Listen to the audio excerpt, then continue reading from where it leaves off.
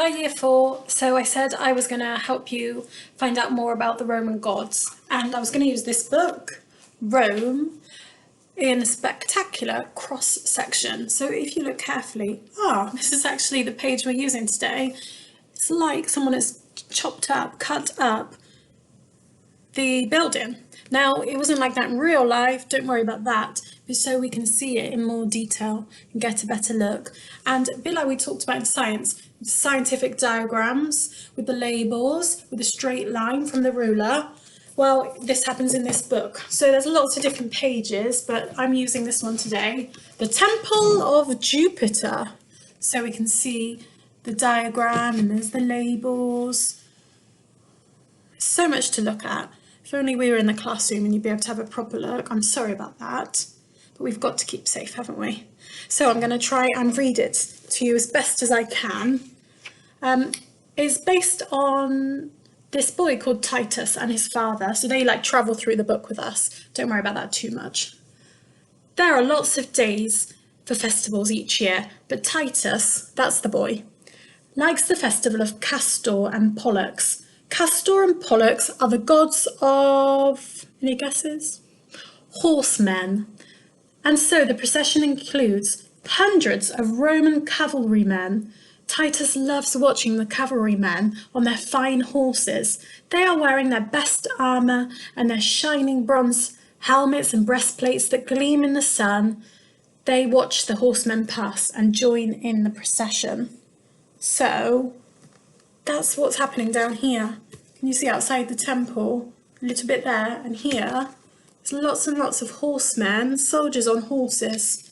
And here's the people that are joining the procession. There they are, they're going inside. And Titus and his father are along here, one of these Roman people in their finest wear. And the book also tells us this is happening at 8:10 a.m. and the sun is shining on the sundial, so they know that.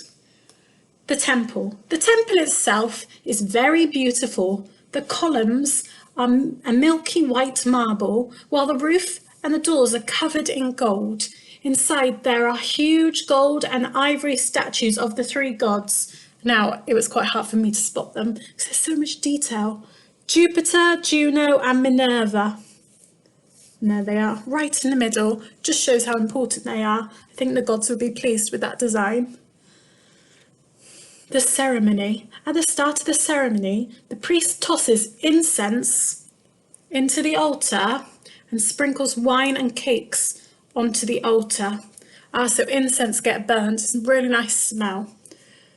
Next, he offers up a prayer to Castor and Pollux. Now the animals are sacrificed. We did this in class, didn't we? Now let's look at the legend of Castor and Pollux. Hundreds of years ago, the Romans fought a battle against a group of enemies at Lake Regillius in the southeast of Rome.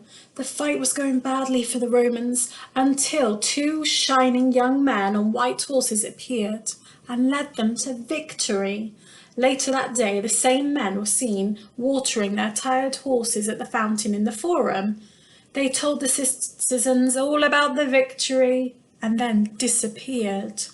The temple of Castor and Pollux was built on the site of the fountain in the Forum. So it's not this temple, but there is another one in Rome. And this is set in Rome. If I go to the first page, Rome, AD 128. Wow. Very different to Rome today. Gosh. Now let's have a look at Roman gods.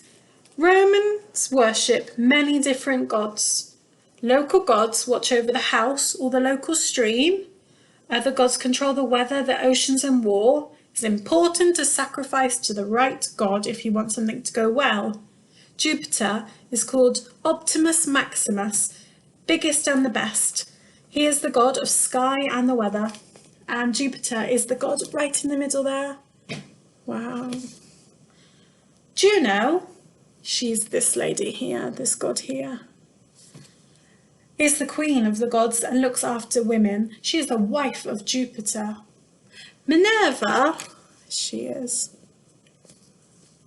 the goddess of wisdom and war. She also watches over painters and sculptors and actors. Mars is also the god of war. No commander goes into battle without sacrificing to him. Apollo is Jupiter's son. He is the god of the sun, light and beauty. Venus is the goddess of love and of sea journeys. Wow. And I'm just looking. They don't have any statues there. This is Jupiter's temple. So we talked about the procession a little bit. This is the last part I'm going to read for you. At the front of the procession come assistants carrying offerings to Castor and Pollux. Oh, I'm making a link to our Egyptian day. Do you remember when Doc came in, the archaeologist, and we had to act out the Egyptian burial, and we had people with offerings? That's similar, isn't it? And leading animals that will be sacrificed. Oh, I can spot them there.